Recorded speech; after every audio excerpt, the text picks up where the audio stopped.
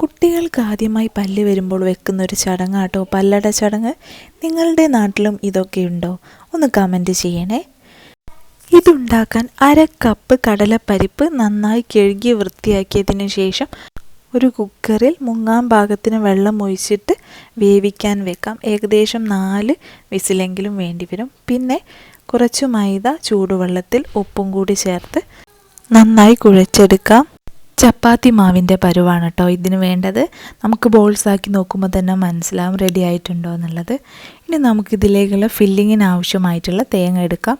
ഒരു പാനിലേക്ക് തേങ്ങയും പഞ്ചസാരയും കുറച്ച് ഏലക്കയും കൂടി ചേർത്തിട്ട് കുറച്ച് നെയ്യിലൊന്ന് വഴറ്റിയെടുക്കാം. ജസ്റ്റ് ഒന്ന് വഴറ്റിയെടുത്താൽ മതി കേട്ടോ. കളറൊന്നും മാറുന്നവരെ വെയിറ്റ് ഒന്നും ചെയ്യണ്ട. ചില നാടുകളിൽ ഈ ചടങ്ങുകളൊന്നുമില്ല കേട്ടോ. ഇവിടെ കോഴിക്കോട് ഭാഗത്തേക്ക് ഇതൊക്കെ ഉണ്ട്. തേങ്ങയും പഞ്ചസാരയും ജസ്റ്റ് ഒന്ന് വാടിയാൽ നമുക്കിതിലേക്ക് നേരത്തെ വേവിച്ച് വെച്ചിട്ടുള്ള കടലപ്പരിപ്പ് കൂടി ചേർത്ത് ഒന്ന് മിക്സ് ചെയ്ത് കൊടുക്കാം കേട്ടോ.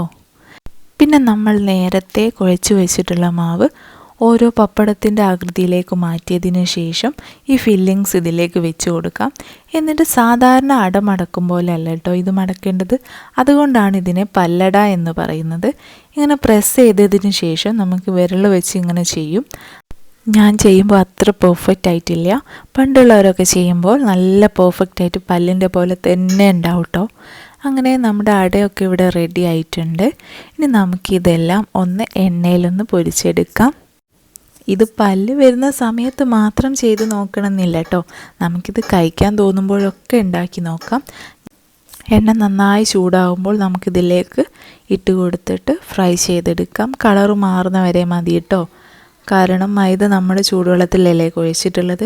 പിന്നെ ഫില്ലിങ്സ് ഒന്നും അധികം വേവാനൊന്നുമില്ല. ജസ്റ്റ് ഒന്ന് കളറ് മാറിയാൽ നമ്മുടെ അട ഇവിടെ റെഡി ആയിട്ടുണ്ട്. എല്ലാവരും ട്രൈ ചെയ്ത് നോക്കണേ.